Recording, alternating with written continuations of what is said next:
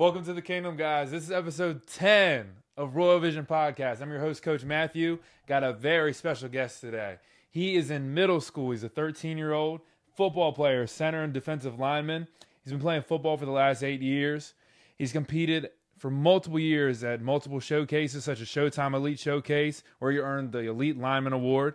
He's participated the last 2 years at the Gridiron Classic, an all-star tournament from Martinsburg, West Virginia. Without further ado, give it up for Ryder Jackson. Appreciate you being here, bro.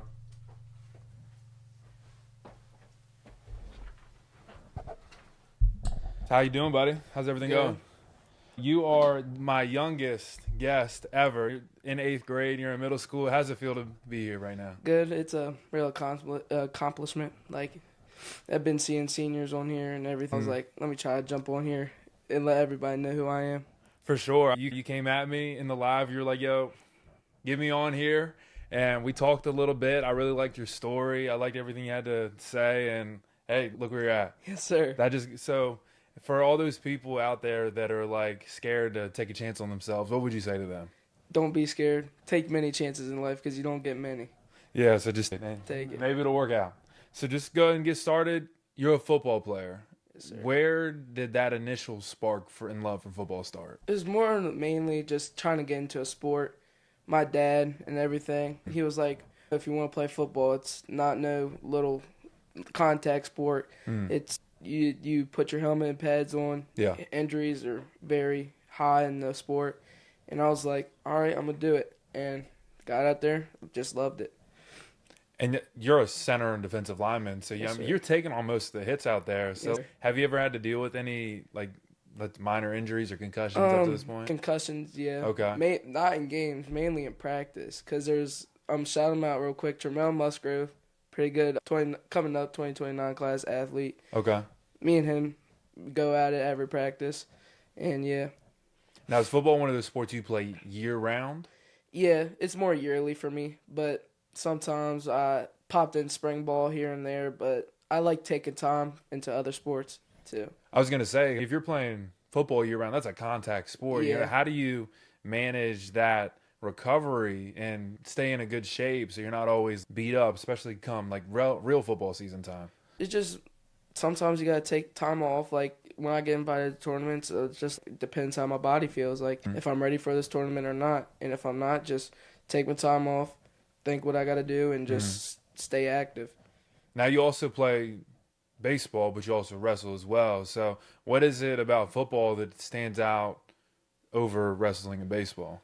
I take more time into football than I do other sports. But I like to divide it equally. So, like, if there's a tournament that just popped up and I got a baseball game, I'm going to go to the baseball game because this football tournament just popped up. But I like to take time into other sports I do.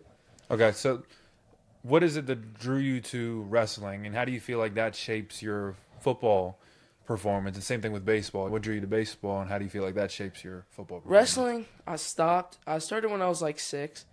Stopped because I really didn't like it and everything. And I started back up this year. I love it now. It just gets you stay active. And like with linemen, it's really wrestling is active with your hands. Yeah. So like it helps you with hand placement and all that. And with baseball, it just the same thing with that. I stopped for a little bit and then found love for it again. So started back up. That's good. So early in your career, and I know you've only been playing football for 8 years, but what do you feel like has been some of the defining moments that shaped your mindset up to this point? Can you like explain that a little bit? So throughout your career, I'm sure you've gone through trials, tribulations. How do you feel like those have shaped your mindset approach to the game? Just staying focused and everything. Keeping that mindset all the time. So what are the main phrases or the main things that you tell yourself in order to, let's just say you start to veer off, to get you back on track, or let's say you're having a bad stretch to get you back on the upward climb? It's always, this is a business trip. Like, you're not coming down here to play. You mean business when you can get down here. So every time I get in the car, it's my mind flips from that. So it's always, this is business. You're going to make a name for yourself. no goofing off and stuff. So that as soon as you get in the car, it's on that. And being young, you've accomplished a lot up to this point. How do you remove pressure from yourself? It's hard, but sometimes you gotta understand, like, you're still a kid. Like, you have plenty more moments in life to redo that. You don't have to keep on putting that pressure on yourself. Sometimes I keep this with me, but the pressure I take, I go home, I'll talk to myself about it, say, like, sharpen things. Next practice, I'm out there trying to sharpen that, and it's out of my mind after that practice and everything. So is there, like, a moment that stands out to you the most where you were like, I don't know if I want to keep doing this, I don't know if I'm really that good, and then you were able to shift your mindset back? It's more like sometimes, like, my dad, he's hard on me. There's sometimes, like, I knew I needed it, and, like, sometimes, like, I just get in my room and be like, I don't know if I want to do this anymore because I can't take the pressure. But at the end of the day, going into high school, he really did play a big part with putting all that pressure on me. And, yeah. And then, because with pressure, you get that outside noise. So I'm sure you hear some things. People talk this, talk that.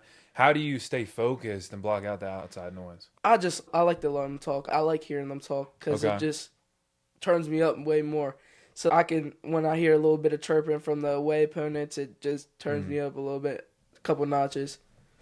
And so how do you try to separate proving yourself to other people instead of just being that great lineman that you know that you are?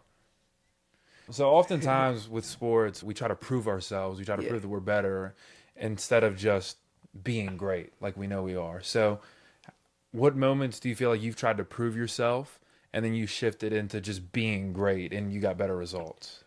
Definitely, like, going to the showcases and stuff. It's always prove yourself, but I got to show my talent and everything. Sometimes you want to prove yourself, like, to people to show you got to do it. Like, going, like, invitational, like, going to, what do we call it? I lost that. I went blank. It's like one of those showcases it's like a combine, like, type of thing, okay. Where you get picked. That's when you want to prove yourself, show everybody who you are, and then once you go to, like, individual, like, drills, you want to show, like, what kind of talent you have. So going to those showcases, you got all these eyes on you, all these top high school scouts, college prospect scouts. How do you stay focused and not feel all that pressure? You just go out there and be you pretty much. So, like, once you get there, you have that noise. There's going to be coaches out here that are going to probably take you, like, from me, Little League and all that. Yeah. There's all those chances you get, you want to take them. But once you get there, you know about the noise and everything. But sometimes you just got to show them what your talent is and everything, and then, like, they will come. It don't matter if you'll get it. So how do you feel like your upbringing or your environment influenced your approach to competition? So, like, your family upbringing, how do you feel like the way you were raised influenced the way you approach competition? Just coming, like, from my father and everything. Just, like, he went to sleep probably the same time as you. He bleeds the same as you. Y'all are the same. It's just that you gotta work harder and have the better talent. And always just pushing me after games.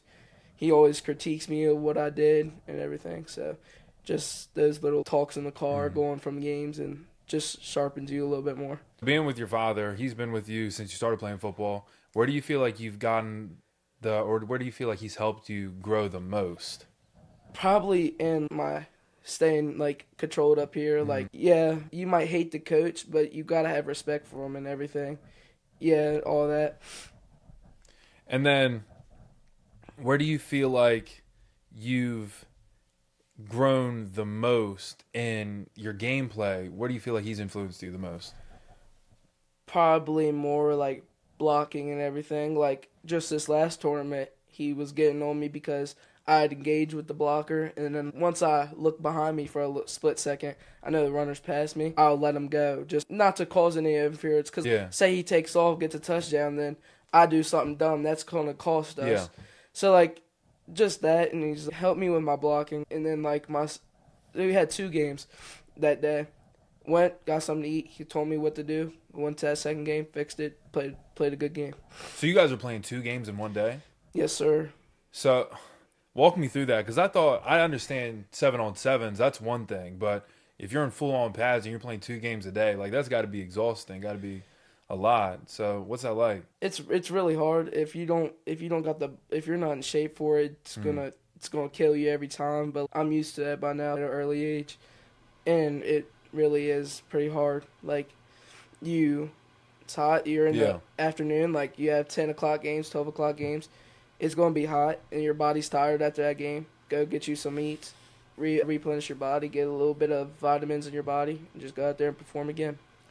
So playing travel football, how does that compare? How do you feel like that's so much more beneficial than playing high school or even just rec football? Because it shows you the talent outside of your state. So going to Tennessee and all that, it shows you the talent like outside your state. So like my mom always says, they can maybe be good in West Virginia, but take them out of town. Yeah. So just getting to see that talent out there, and yeah, there's some dogs out there. So you gotta be prepared for the next level and everything.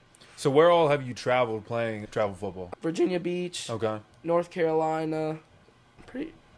Where's Myrtle Beach at? South Carolina. South Carolina. South Carolina. In Tennessee. So you've been to Ohio too, right? Okay, so you've been pretty much all up and down the East Coast. What do you feel was your favorite tournament to play in? Definitely, because the connections I've gotten from there is Showtime Elite Showcase. I really recommend it for people and everything because they got connections to everything. So what's the greatest like networking that you've been able to gain from Showtime? Definitely, like they broadcast it, so it's on YouTube live, everything. Gotcha. So just because you never know, you can get a college coach that knows about this guy that's hosting a tournament, might want to pop up on there or show up out there. So the networking out there is really good. Have you gotten a chance to talk to multiple college coaches? Not yet, still young. Yeah. But high school, yeah, talked to a couple coaches. So. What are some of the best lessons you've learned from all those high school coaches? That you gotta have that chip on your shoulder. Don't ever stay humble. Don't get over humble. Don't just stay humble. And what do you feel is what was the question? Playing travel football, you're playing that competition. Who's like the one player or maybe 2 players that's giving you the most trouble on the defensive end, or even on the offensive end? Because you're a center and then you're a defensive lineman as well. There was a couple kids at this tournament, last tournament, the Gridiron, went there. Rare, if anybody knows about youth league football, there was a couple rare breed kids there, based out of Georgia, won the national championship for youth league. Okay. In Florida, I'm pretty sure. There's this one kid, he came in for a couple snaps at nose guard. It was giving me hell, just because when you're a center, like you gotta have fast, like getting that ball back there fast. So if you don't get that ball back there fast, the defense, you have limit to one arm. Yeah. So it's hard. So his name was Taylor James. He came in there first snap. I was like, all right, I'm going to have a little chip here. Had no chip. Came out, swim moved me. Came out the line fast. Got me prepared for that. But then next snap came, got a little bit of chip, got up in him, and took it from there. So you're able to adjust, and eventually you kind of shut him down? Yes, sir. So you never back away from a challenge, pretty much. No, you sir. always rise to the occasion. Sir. That's good. So what are some challenges you feel like athletes commonly face in the early stages of their career? So you're pretty early off in your career. You haven't yet hit the high school threshold. But up to this point, what challenges have you faced? Adversity, a lot of it. Just you got to get past that. And all like getting injured, like setbacks and everything, you got to come over that. Like you get set back for a year, you just got to keep grinding and stay prepared for next year. What's some adversity that you faced up to this point? Definitely injuries and all that, like talks and everything, saying I'm not good enough for it. Like the thoughts of, am I going to make it? Am I going to get my family out? It's always those questions at a young age, like every kid's going to have. So I always have those like thoughts, but thoughts are trying to get them thoughts out of my head sometimes. So you talk about injury. What injuries have you faced up to this point? So going down, I've been to Rocky Top a couple times. Okay. So going down there, I broke my finger. I was going to go with the team and couldn't. We actually did pretty good at that tournament too, so it was pretty pretty saddening. Yeah. So what other injuries? Just the finger, or? I broke my elbow. Okay. It sounds pretty dumb. I've probably told everybody this, but Showtime, I missed a year because I was out in the rain playing with a Frisbee, broke my foot. There's a little ditch. I tried to run after it, sat there, broke my foot. So that was really heartbreaking. Yeah. And knowing like you couldn't play, and yeah. So what did you do to maintain a level head and stay focused despite having these injuries where you're like, I can't really play as much, or I can't do the things that I love doing? Just sat back, got rested up, kept that mindset still of like anytime, any moment. As soon as I get my foot healed, I'm trying to get back on the field and all that. Now, do you exercise or work out at all? Yeah, I'll go to the gym and weightlifting and all that. Okay, so when that happened, I know with a foot you're limited, but good thing is you got that other leg. Yes, sir. With, same thing with hand, same thing with the arm, whatever. What were you doing to rehabilitate and still maintain that strength, even though you were limited to?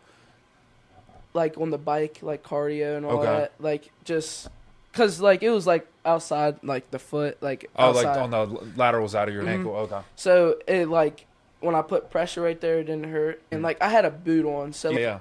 When you have them boots, you're not really limited, but you are at the same time. I'm gonna pause you for a second. If you ever have one of those prosthetic boots, they work wonders.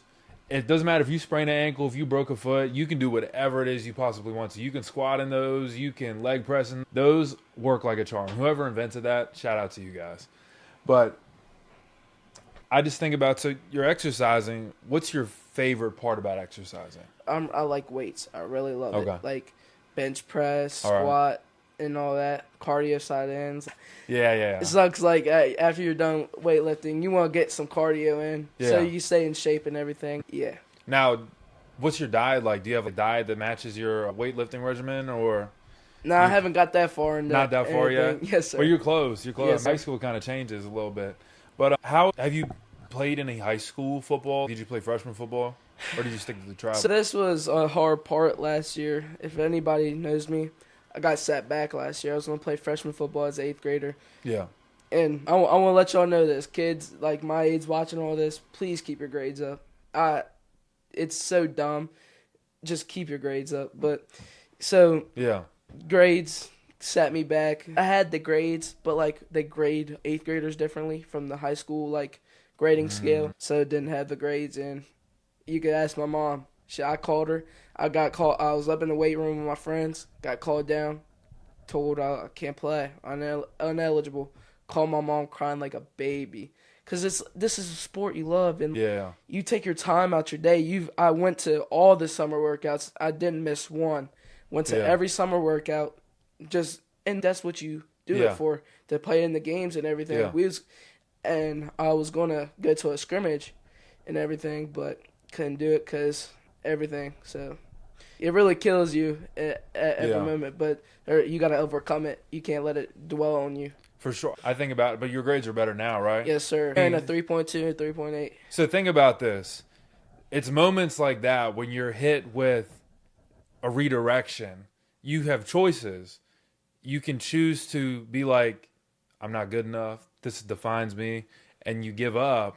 Or you say, you know what, this is not my defining moment, like Ryder did, and you step up to the occasion. You rise to the occasion. You're like, you know what, this isn't the end of my story. And there's not a lot of people out there to do that. And being 13 years old, a lot of kids at your age, they would have quit. They would have given up. And my parents kept in my head about it. It was like, you can go play Little League, but that's not something you wanted to do. But I did it because you want to stay in shape and everything. Yeah. But they kept in my head, it was just a minor setback. You're an 8th grader trying to play freshman ball. You got 4 more years to do that. It was just a minor setback. You just get right back into it. And so how do you feel like it was almost like a blessing in disguise that you didn't get to play freshman football? Because it really clicked something in me. Like, this is your first time telling someone saying you can't play the sport you love. So it really clicked something for me. Now I'm always grades are up. Every day I'm checking. I'm going on Schoology, checking my grades, make sure they're there. If there's something not right, I'm going to go up to the teacher and see what assignments I had to do. If I miss a day because of a tournament or something, I'm always back here in the next day asking what assignments I missed. So you pretty much became a new person almost. Yes, sir. like you're still Ryder, but you transformed into a whole different person in order to, get what you wanted. 7th grade Ryder and 8th grade Ryder are two different people. I was 7th grade. I was trying to be the goofball. Everybody knew, trying to disrespect teachers. I'm not the one to disrespect them, but just for the laughs and giggles. But this year, it's just you can't do that. You're going into high school, and like now that I'm getting into kind of like the private school system, academic scholarships and all that, like that could kill me. Like I could really get that scholarship if I wasn't messing around that year. So, we talk about transforming. Do people notice the shift that you've had, and then also, has it caused you to lose maybe old friendships and maybe gain new ones, or how do you feel like your life and your personal life has shifted from transforming? Definitely some. I kept some from 7th grade. Yeah. That pushed me, like Cole and all of them. They pushed me to be a better person and everything. Mm-hmm. So I kept them around because I know they ain't gonna tell me not to do the wrong thing. Yeah. If there's something dangerous over there, they're gonna tell me not to go over there and do that. So I definitely kept some, but some of them, like I had to stay off to the side. Like I'll talk to you and everything because I'm not gonna be the type of person just stop talking to me. Like I don't want to be. Like, you could still talk to me, but I'm not going to call you outside of school and all that. Yeah. It's that type of friendship, like, kind of thing.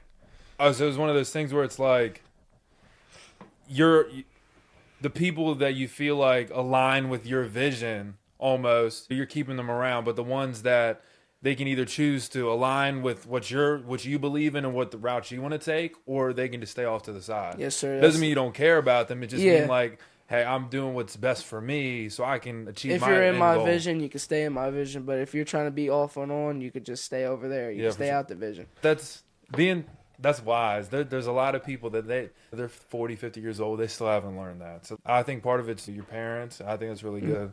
Good for you, man. That's really good. Sir. So one thing is, so how do personal experiences outside of sports shape the way an athlete competes? Definitely. What do you mean? So what personal experiences have you gone through that shaped your approach to competition? So how you show up. So anything regarding friendships or any lessons you've learned from like your parents or your grandparents that have shaped your approach to how you play the game? So it's like everything, like friends. Like, it could be friends. Yeah. It could be family members. My dad, you're going to hear me talk a lot about my dad. He might not know it, but that man has helped me like through everything, like football and everything. And so has my mom. I'm not going to lie. My mom, she's helped me a lot. I'll just talk about my dad because he's helped me with the sport. Yeah. But my mom has helped me a lot, taking me to multiple practices. Sometimes we couldn't come up with the money at the time, so we had to find a way. So she always found a way for me to get there, to get to like tournaments and everything. So she always found a way for me to get there. And every time I've gotten invited to something, unless it's like Florida, like some we can't probably do at the time, Texas and all that, she's going to try to find a way to get me there. But if we can't, it's just a missed opportunity I couldn't take at the time. And one thing I noticed is you got the cross here. Is that like a big role in your life as well? Walk me through that. Some people always keep God with you. Yeah. That's one of my things. Like, I try to go here and there, pray every night, really, if I remember. I'm not going to lie, like, sometimes I'm not good with that, but I'll always cherish everything to the man above. Yeah, but even if you're not consistent with it, at the end of the day, you know what your beliefs are. And yes, sir. You're not straying away from that. You're staying consistent. Yes, sir. So at the end of the day, it's not a big deal. So what lessons from your past have helped you succeed in both sports and in life? Definitely from the setback and everything. Like, that taught me a lesson not to just, you can't goof around in school. Like, school is like middle school, from high school to like the next level is all business. Like, you can't play around because like that, like, it could be all taken away from you. Yeah. So all to like real life and like that setback and everything really opened up my eyes to life more and can't take stuff for granted. So how do athletes develop a stronger mental game, and why do you feel like having a strong mental game is so important? So your mental game is the track that plays in your head. I can do this, I can't do this, I'm good enough, I'm not good enough. Why is that so important? Because having that the mental game is like very important. Like when I go out there on the field, I'd be like, I'm Ryder Jackson, and I know I could do this. Mm-hmm. Nobody's gonna stop me from doing this. You put someone in front of me, I'm gonna give them work. I'm not gonna just let them get a free pass. Like they might have a little bit better talent than me, but I'm gonna give them 10 times of my talent than they're probably gonna give me. So it's always, I'm gonna be better than you if you line up across me. There's no ifs, ands, or buts about it. And if I had a bad game that day and you had a better game than me, I'll give it to you. But next time I see you, I'm on it. So it's almost like valuing yourself more than the outside noise. Yes, sir. So you value yourself very highly, and so it doesn't matter if you think that you're better than me or if you have a better game than me. I know no matter what, the value I show up with, it's irreplaceable, and nothing's going to stop me. Yes, sir. So we talk about resilience. How do athletes build that resilience through tough losses and setbacks? So resilience is pretty much coming out on top, not breaking through the wall. If there's a brick wall in front of you, you break through it regardless that it's there. Yeah, it's pretty tough. No, what was the question again? My bad. So how do athletes build resilience after tough losses or setbacks? So maybe there's a game that you lost, or you talk about that point where you don't have the grades. How do you build resilience through those losses and setbacks? Just coming out with a better you. After a loss or everything, I'm going to come out the next game. Yeah, I probably had a good game after that loss, but I know I could have did better, help my team win that game. So, like, with my peers around me, I'll go up to them before games, and I'll be like, this is what you had to do. I seen it, and this is what we got to work on. And if we don't get it down, we're never going to. So I always want to keep my linemen, my big boys, you always got to keep them in line and everything. So if I seen something bad that last game, I'm not gonna scold you or anything. I'm just gonna let you know that you didn't, like, he missed a block. I'm gonna let you know that you missed that block, and you're gonna have to pick him up, because if you're not, we're not gonna win this game. But yeah. So one thing I've picked up from you is change. Change has been a really big part of your life, despite only being so young. Why do you embrace change so much? And then I'll follow up with another question later. Change, it could be a really big part of someone's life. Like with me, because like I was the goofball and everything. Yeah. Like some days, one day I didn't come to school, I was just quiet and everything, and people were like, "What is wrong with you?" And I didn't want to be known as that. Like people would see me as an energetic goofball, yeah. And I'm like, some days I want to just come in here and chill and do my work. Like some days I don't want to do that, but then it just changed. Like now, like I'll be like nothing like big change, but like I'll still come into school, be goofy with my friends, joke around a little bit. But yeah, so like the not consistent of goofiness is just changed a really big part of me. So the people that don't change, why do you feel like they don't change, or why do you feel like they don't embrace change? Because that's who they think they see themselves as now, like as a someone that wants everyone gets a laugh out of. I just went blank for a second, my bad. So it was like some kids just they like that about themselves now. I did not. When I had that talk with my parents, it struck hard. Like it opened up my eyes really wide and everything. So like some kids, they don't want to change. They like that about themselves. So that's why I I love my parents and everything, because like they really opened up my eyes for that change. Now, I know that one thing you're looking for, when you're looking for laughs, you're always looking for that validation. So do you know what validation is? So validation is essentially, I'm looking for confirmation that, hey, I'm good enough, or hey, I'm liked, I'm loved, whatever it is. So at that point, you were so used to external validation, you were like, you know what, I'm going to internally validate myself, and I'm not going to worry about, I don't need the laughs to keep it level head. I don't need the attention to stay straight. I'm going to focus on me. So what was your question again? You explained it, but what was your question? Essentially just, what was it that made you shift from external validation to internally validating yourself? Just getting in trouble and everything. I'm not the one. I hate being like the center of attention. Like I used to, but like now I hate being the main subject. I hate it. It like gets me like mad to the point where I want to cry or everything. Like today I had an assignment turned in, right? Yeah. and she said it was past due. I swear she was like, okay, if you turn it in today, it won't be for a late credit or anything. So I turned it in, and then she said she just grabbed it out the cabinet today. The font, like, turn in bin or anything, and she made it past due. And I said I turned it in before spring break. So, like, all that, and just hate being the main subject and, like, everything. Like, grades now matter to me a lot because that what happened. Yeah. So, I lost 30 points. Like, that 30 points, say I needed 30 points to get an A in that class or 30 points to bring my grade up, like a letter grade or not. So now I can't do that because you done put something past due on my work. So, like, I value my grades highly this year a lot. So being the kid that you used to be, but being this new kid now, are there any moments where people are like, remind you of who you used to be?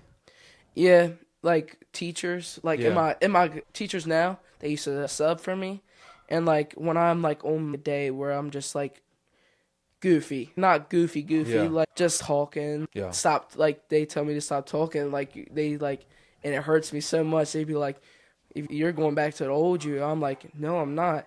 Yeah. I hate being reminded of what happened in 7th grade because it really, not traumatized, but like, it really eye-opening moment. Eye-opening, yeah.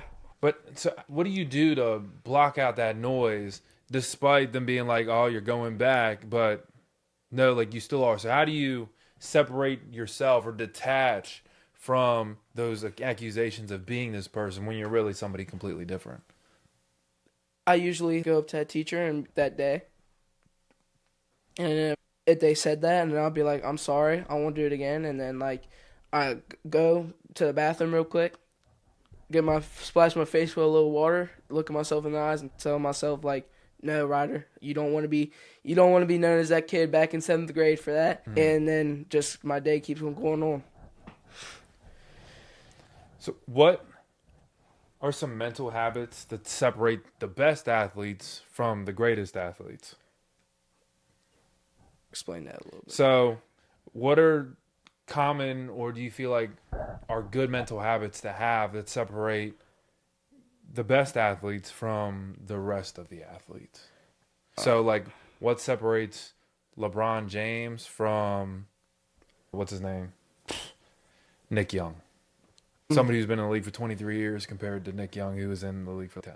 Probably because work ethic, have a higher work ethic. But don't get me wrong, that dude that's been in the league for longer could be like, oh yeah, I'm the name right now, and just like die off. And you can have this younger kid come up and just be a dog and take that guy's position. Like for me, like I'm always on the top of my game. Just because I show up to every weightlifting, like I'm there, and I see no seniors there, and I'm like, all right, I'm gonna push myself to. I know I can play this guy's position. He may be a senior, he may be older than me, he could probably drive and everything, but I'm gonna push myself to my work ethic and everything to be better than him next year.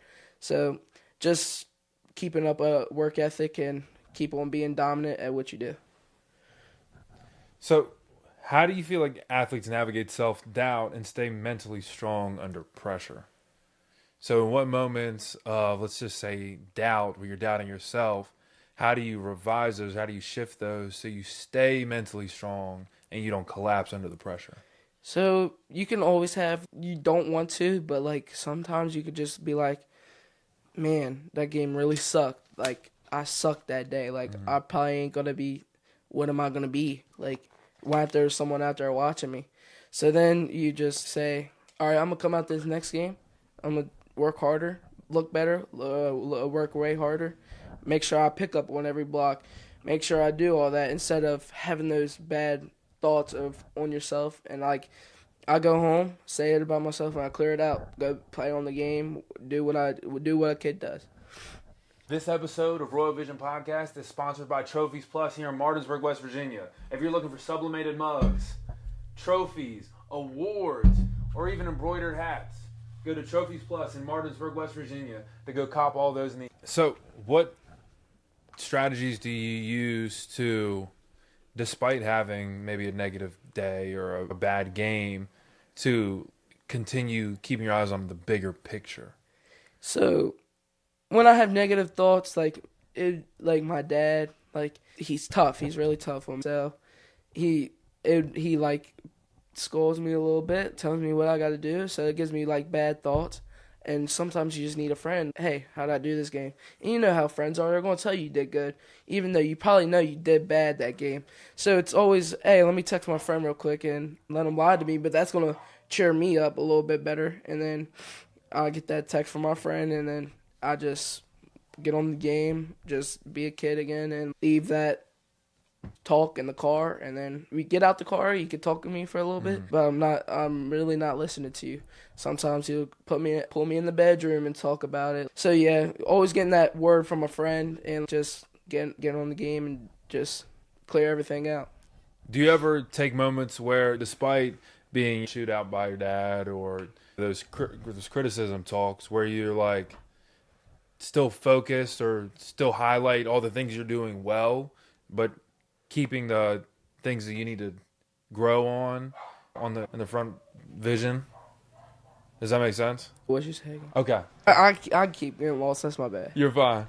So even though you're getting chewed out, you're getting criticized by your dad, is there like a strategy that you use to keep the things you're doing well and the things that you're good at in the front of the car, despite still having those negative things that you can grow and work on? So yeah, there may be some things he may have seen that game, but like I'm on the field at the time. I seen what I did good and I seen what I did bad. You spotted out the bad and let me know I gotta work on that. So it's just like having that affirmation, like where I could do it. I could do it again. Like I'm really powerful, big guy. I could do it. So like always knowing what I did good in that game, I keep that with me. Just like I keep on telling myself, like when he's talking, I'd be like, I did this. I know I did good in that. I probably made a sack. Oh, but I probably didn't make it off the line this next snap. So it's always like having that, oh yeah, but I did this. You're just giving me the things I did bad to work on, but keeping that good in my head at the time. So reminding yourself, like, what I'm doing right and what I'm doing good is most important, but I have these negative or weaknesses that I can work on and turn into strengths as well. Yeah. So how can athletes recognize and reframe thoughts that might be limiting their potential? So as an athlete, you have thoughts, or as a human being, we have thoughts that go in and out of our mind all day.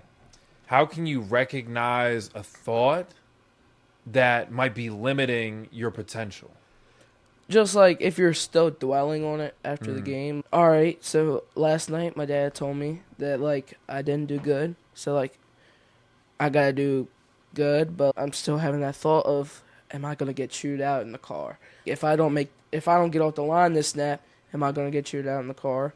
Or just having that, like, that what really brings down a person's game if they're worried about what's going to happen outside the game, which I hope, like, kids, like, don't have that. Don't have that at all. Just worry about what you're going to do in this game, and you might have a best game of your life. You never know. So don't keep that thought. Never keep that thought in your head if you're going to get chewed out or not. So it's about not worrying about what could happen if you don't do something now. It's just focusing on who you are now and what you know you're capable of doing in the now and staying present pretty much. Yeah. So external pressures, you talk about your dad a lot. I know you got coaches, there's fans, and there's social media. How do you feel like that affects an athlete's mindset and mental game? Because what was the question? Is it on? So external pressures. So you got coaches, you got your parents. How can that affect fans? Someone's how do you ignore? How do you stop that from affecting your mindset and your mental game? Telling yourself like I'm gonna try to play the best game of my life this next game, to not get that chewing out in the car or anything. Just the like mindset of, okay, I'm gonna go out here and try. I'm a big dude, so I never had a touchdown in my life. I'm gonna be like, well, if I go out here and drop back a little bit, ball gets popped up, I grab a touchdown. Like, I'm gonna go out here and try to play the best game of my life. So having that thought of you're gonna do something in this game that's gonna impress people, and just having that thought. So, being a football player, is there any time where it's like you hear things from the crowd Is that a common thing being a lineman? I know something happened to me. It was in Falk year, 1 year, youth league. I was playing with Venom. I got me and my coach ejected. So what would happen was the coaches were chirping on the sideline saying I was being illegal, and it got up to here, and it got in my mental game. So then I got a flag. No, he kept on chirping, and I walk off the sideline, and I yell profanity. Yeah. Yell some. Yeah. And then get a flag, get thrown out the game. Coach goes, he gets thrown out the game too. So just what you do can set up like other people for failure. So if you like that, getting chirped at, what I do, my coach is always going to back me up because I'm his player. So if I get thrown out, he's definitely going to argue with the refs, and you don't know how type of day the refs are going to have. So you're going to get you and your head coach thrown out the game, which just because he was saying you was doing something wrong, which he's not your coach. He's not the referee seeing it. You can't get mad at that. So definitely got to stay under control in those moments, block it all out. And I keep this. I like this. Don't let me see you wearing a shirt with your son's last name on it, because I'm gonna come get him if you're the one chirping. So it's just good. That's yeah. Good. So it's just you can't let it get into your mental game and everything. So after that happened, how do you feel like you shifted and made sure that didn't happen again? Got suspended for a game. Okay. So not being able to play with the boys again. That's what weekends. That's is for the boys when you got a game and you're going against a good opponent, but the team we played against wasn't really good. Yeah. So it's just like not being able to play with your friends. Yeah, you might not know them, but you build a relationship with these kids. You talk to them every day. Like, you make Snapchat group chats and all that. Yeah. So, like, you talk to them every day, and telling them you can't show up to the game might affect their game sometimes because I might bring an energy like nobody else brings. So it might affect our team as a whole. Yeah. So what are some key habits or strategies athletes or even you have used to build confidence out there on the field? Just saying, I'm going to do good. I'm going to be great at what I do, and if I can't, then it's whatever. I'm going to come out the next game and just be great. Where do you feel like you've seen the biggest shift in your confidence?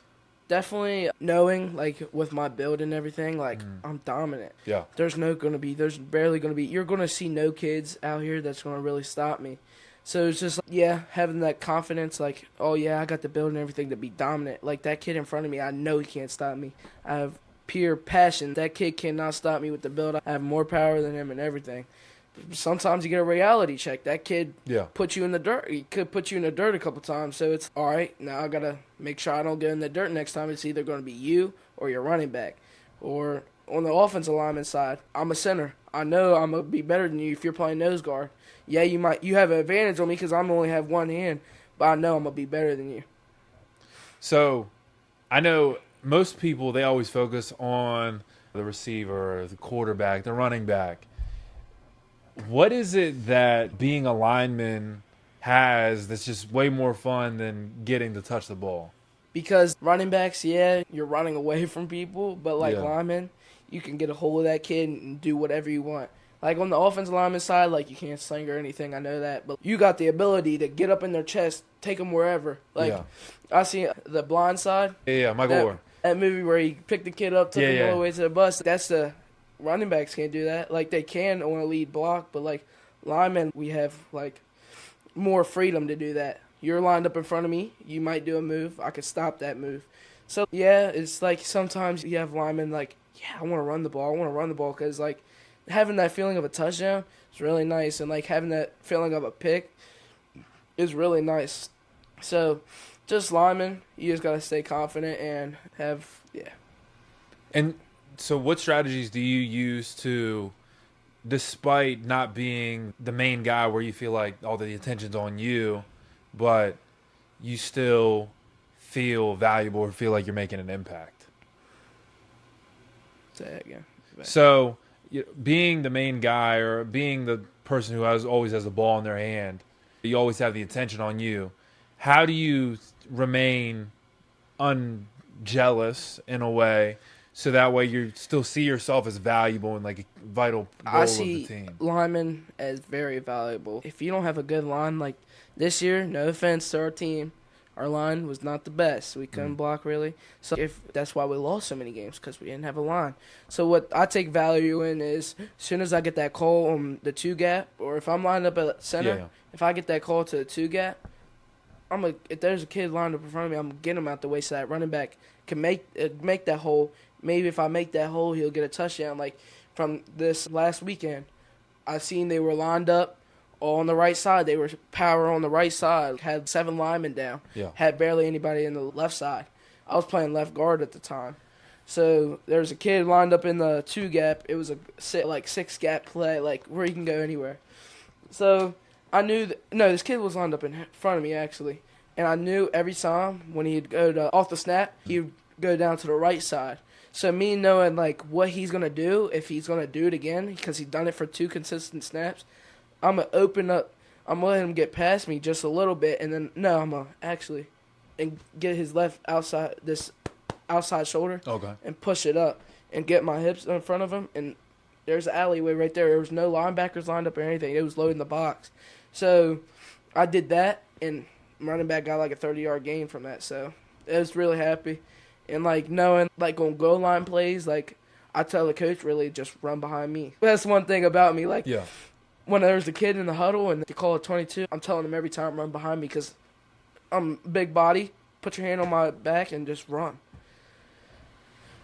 I mean, everything that you said right there, that just shows, like, I feel like in sports, we always highlight the guy who's scoring. We always highlight the guy who's making plays.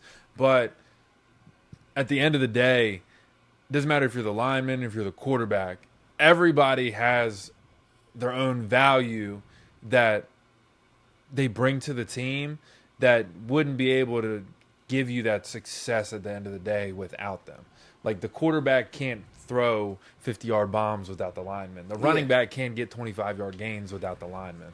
Yeah, because if you got to have someone to protect his blind side. Yeah. If he knows you don't protect his blind side, he's going to be he's not going to be able to focus. He's not going to focus on what his assignment is. He's going to be worried about this kid's going to come out here and blow me up. Yeah. I've seen it in the NFL too. It's not like that, but like quarterbacks are getting blown up. Like they're looking right here and they're getting blown up every time.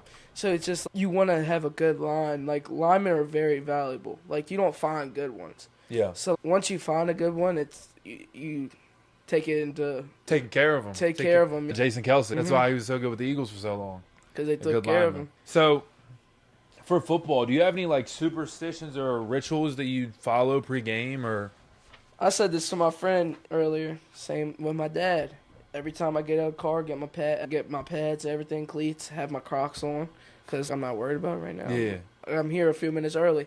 Go up to my dad, dap him up. He's strictly business, and it just, I'm ready to go every time. It does something else to me. So every time I dap him up, it's strictly business, and it's whatever. And then I do that little cross when I run out, or kiss to the sky, because like relatives are up there probably watching me, and I want to put on a show for them. So I'm letting them know that I know they're probably watching me, and I'm gonna put on a game for them. Now, is there any superstitions that you have while you're on the field before that first snap, or is there any like gear that you wear that you're like, I have to have this? No, just hey, strictly business. Show up there and kick some butt, pretty much. Okay, all right. Now, So on a game day, walk me through your game day routine. So I get up. Some days my dad's on one, like he's up, ready, he's pumped. So I'm hearing music when I get up. I'm like, Oh, I know what kind of day it is. You're going to have to go on. So like some days you can hear the music, or some days you don't. So I wake up.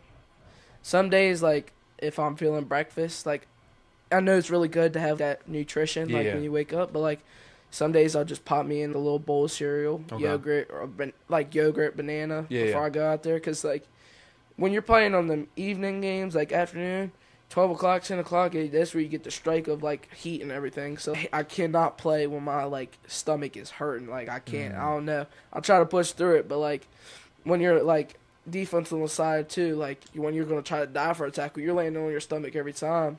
And if you, like, my core is pretty good, but it's not there. So every time you land, you get that. Yeah, so yeah. if you just didn't eat right this morning, you It's ate just- too much, and it's all. So it's you've all had that a coming couple at times you. where it's just, oh, jeez. Yeah. Shout out to all the people that don't throw up. That one was just for you guys.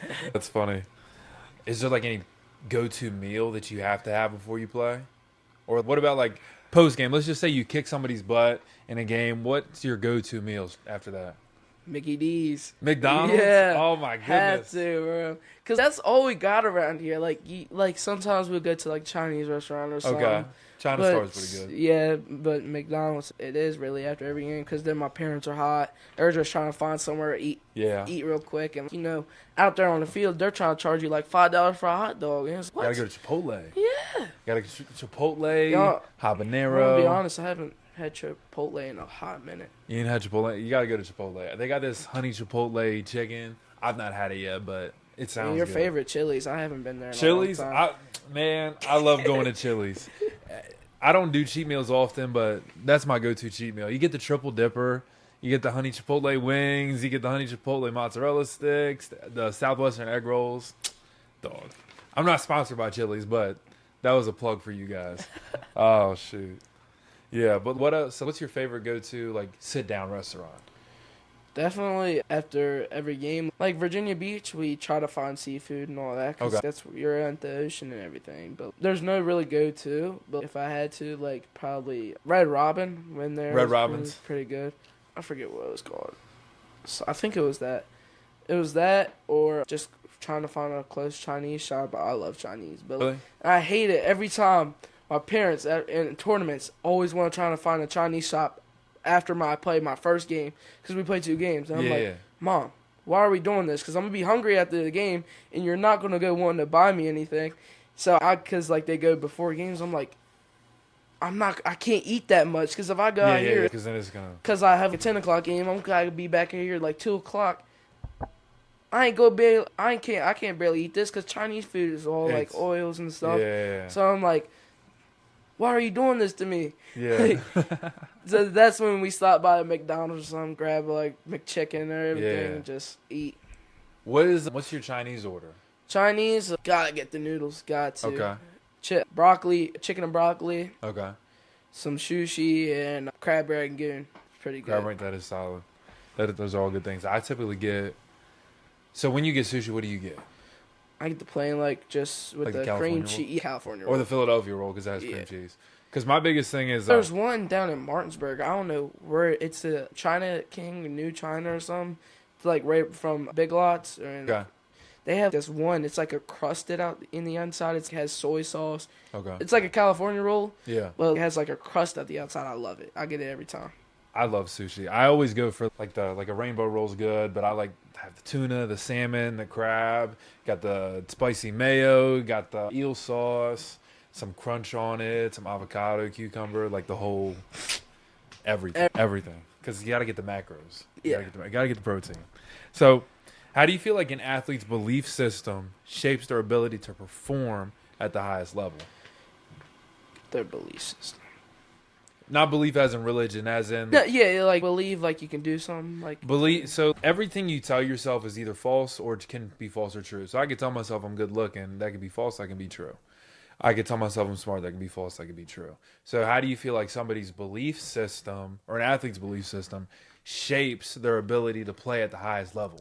Like believing you're better than this kid. I'm gonna be on that. Like for a lineman, like I believe I'm gonna give you hell for 4 quarters every time I come out here, and I'm not gonna take off a snap. Yeah, I might take off like 1, which is not good. So I don't know why I said that, but you get like a kid that hasn't been in for that long, short little kid. You just grab him, hold him here, get him out the way. Yeah. So just getting that little gas with air and like believing I'm gonna be a dog out here. Yeah, I have teammates, but I'm gonna be the best lineman on this team right now. This is the team. I'm going to be the reason why we win this game. So it's always, you got to have a high belief system. Like you can be better and do it. So for the kids that go out there and maybe they don't perform or maybe they quit, what do you think is going on in their heads compared to the most elite athletes at your age group? They're probably like, man, like Ryder, he's like just whipping kids' butts, but I can't do the same. I want kids, like, I don't know why I'm saying kids. Like, I'm a kid too, so. So I want them to come up to me. I have my mom, she works with her coworkers, have kids, like, that are, like, pretty good, but are getting better. I love it. I feel like I want to be a coach one day. Like, once my time's done, if I can do it or not can do it, I want to come back to the youth. I really love it. I love getting, hey, Ryder, can you come work with my son? And I love it about that. So, like, being an other hand for a kid and stuff. So do you feel like the kids that don't have that belief system, they're too caught up in comparison instead of just going out there and doing what they... more like comparison, or, man, I just don't want to be out here. Like, I'm not going to get in the game. You got to have, like, in practice too, like, you want to be a good, better version of yourself at practice. That's how you get playing time and everything. So just going out there, like, practice, man. I'm going to be sitting here watching kids practice the whole time, which you got to work from the first day of practice. Like, y'all might have conditioning. I'm a bigger kid. Like, I know there's going to be kids finished in front of me, but I'm going to work them. I'm going to show them, like, I'm a lineman, I can move too. So just, like, having that, like, belief that you gotta work. If you don't work, then you're not gonna get what you earn. Like, you gotta earn things in life. Everything's not just gonna be given to you. So earning that starting spot, earning, like, that second spot. Say that kid gets hurt, that coach is gonna need you.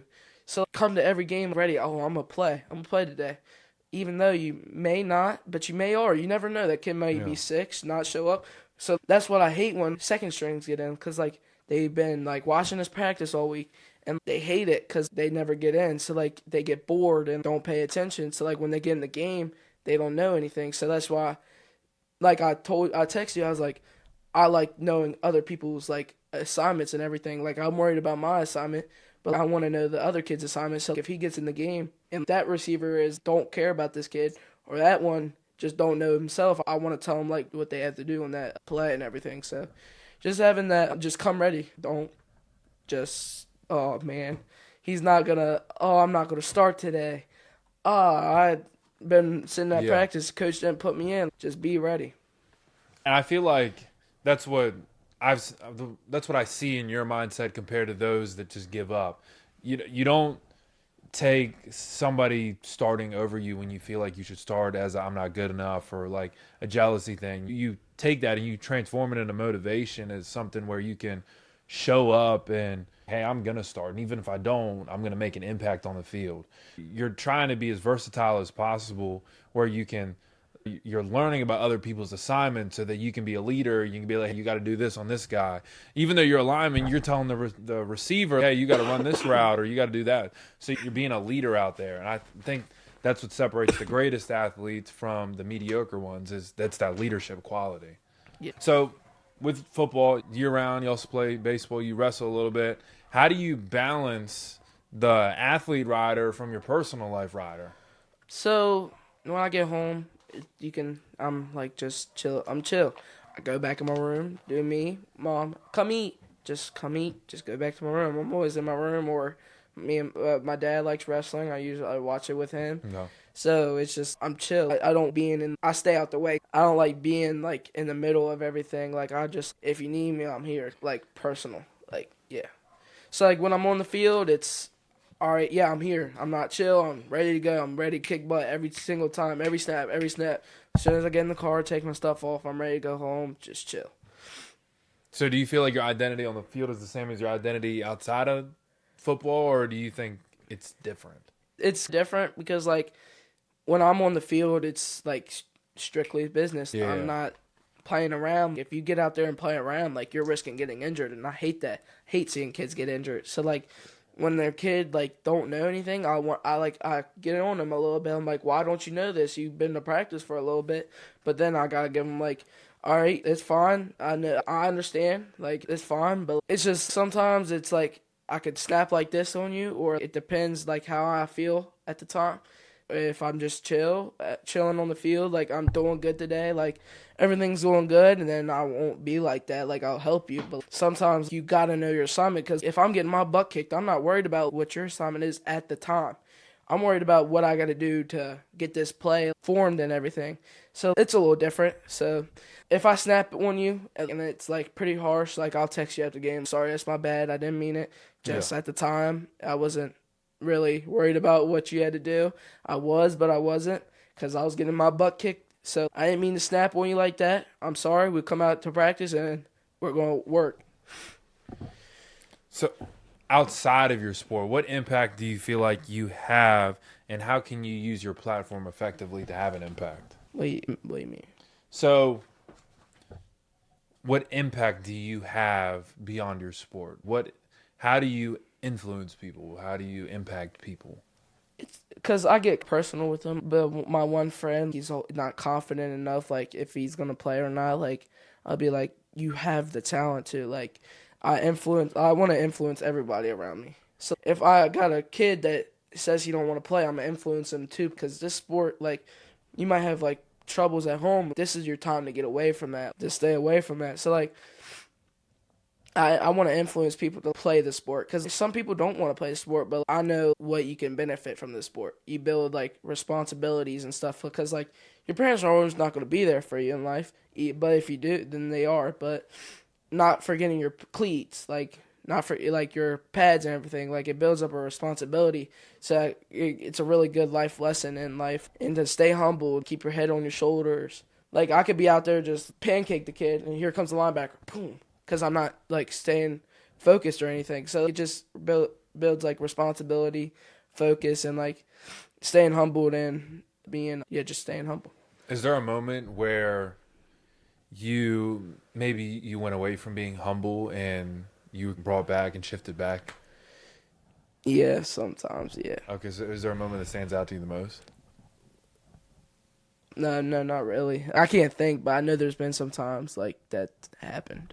Where you were just, like, out there, you're like, oh, like, I'm him, and then you were, like, humbled or something like that? Yeah, there's been, like, some moments, like practices and stuff, like, always, like, when I get on the field, like, my dad tells me every time, I might be going against my friend, like, I played with him before, but once you get that helmet on, we're not friends. Yeah. Practice, like, is the same way. I'm not your friend. Like, I can mess around with you and say I don't get hurt, say I don't break my foot again, say I don't fall, you magically push me over, which probably won't happen. I fall down and break my wrist. Like, it's always practice how you play.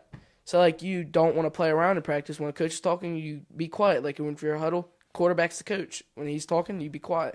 Yeah. So it's just sometimes you got to stay humble to a practice. Yeah, I may have pancaked you. Oh, yeah, I'm better than you. Oh, yeah, that won't build. That's not a good character for someone, because you might make that kid want to hate the sport, which I don't want to do. So I pick them up and everything, make sure they're fine and everything. So I don't want anybody to hate the sport. I love this sport. I want everybody to find that love that I have for it too. So I get that, but not everybody's gonna love it, and you understand that. But making an impact in a way to where it's like maybe they don't hate it as much. Maybe if their parents forcing them to play, they're like, you know what, maybe it's not too bad. I get that. So obviously you're not gonna be done with football anytime soon. But how do you feel like an athlete prepares for life outside of sports or after sports? And what challenges do you feel will come with that transition? Because you got to think at the same time, yeah, you might get a college offer, but getting drafted in the NFL, there's only like 265 picks, 255 picks. 6 rounds, 32 picks, whatever. Yeah, 250 something. Yeah. So, like, those slim your chances really high. So you always got to have a plan outside of it. So playing multiple sports, like, I know, like, I'm a good baseball player. Like, I know if, like, Kyler Murray, he got drafted to an MLB and decided to play NFL. So, like, I resort back to that. Like, I always have a plan for something. Like, say I can't go. Nah, not like that. Say something don't go as planned, then, like, then I always have another plan. I always have a plan for something. But, like, when something hits me and, like, I don't have a plan, then I'm, like, stuck. I'm lost. So, like, after football and everything, like, I wanted to be, like, a contractor, like a landscaper kind of, because I don't know, I love mowing grass. I don't know why, I love it. So I love that, and either to be that or like a lawyer or so, something like that. Yeah. So you talk about having backup plans. Has there ever been a moment where you were like, I don't want a backup plan, this is my plan and this is the only plan I'm going to follow? Yeah, Definitely with football and everything, I had a plan. I always have plans. Like, if I have a plan to play for a team and, like, another team offers me, like, I'm planning to play with this team, yeah, you may be better, but I just built a relationship with these guys, so I'm not going to go off my plan. Like, as soon as I meet up, my plan is to make this organization better. Yeah. When I go into, like, different schools, like, I'm supposed to go to Martinsburg, but just like every time I walk in, I want to make this organization better for my 4 years for coming up, or like going to Hedgesville Youth League. Like my first year, we was like, why are we playing for Hedgesville? We used to play against these guys. We didn't like these guys, and then I went out there, built a relationship with those guys, and yeah, so it just building. What was I gonna say? Just going out there, building a relationship, and we ended up winning the championship that year. So it was a pretty good feeling. I thought that was going to be my last ride with those kids, but, like, going to 8th grade, got that hub back, I had to play with other kids. So it was, like, staying humbled, like, at the same time, too, because I was, like, Youth League, I was like, I know I'm better for Youth League. I don't know why I was doing this. So I had to stay humble at the time. Yeah, you may be better at Youth League, but, like, you could have played at 8th grade. So it's just, like, staying humble, knowing that you had to play at Youth League and, like, knowing, like, you're better, but you probably are not. So you just got to stay humbled and know you're better than all that. So we talked about this question earlier. So what does long-term success look like for you outside of just winning awards and winning championships? I got lost. So, like, how do you define success outside of just winning awards and winning championships? You give me, like, an example? So, for me, success for me, it used to be, oh, can I win that state championship? Oh, can I get that MVP trophy? Success for me now is showing up every day, doing what I love. Yeah, success to me is, like, showing up, like, being there, like you said, being at, like, weightlifting. I don't like missing. That's success to me. Being there, like, being present there, that's my success. Like, I made it here. It's time to grind now. So, yeah, that's, like, success to me, like, just showing up. Showing up, doing what you love doing, whether it's a great day or a bad day, just, hey, I showed up. That's success for me. So, how does an athlete define their legacy, and what do you personally want to be remembered for? Definitely, I want to be remembered for my work ethic. Definitely. And being a kid that I'm being coachable, I want to be remembered as a coachable kid, because some kids, they can't be coachable. Yeah, you have the talent, but if you're not coachable, you're no good to a coach or a team. So definitely I want to be remembered as the kid that was very coachable and, yeah, being very coachable.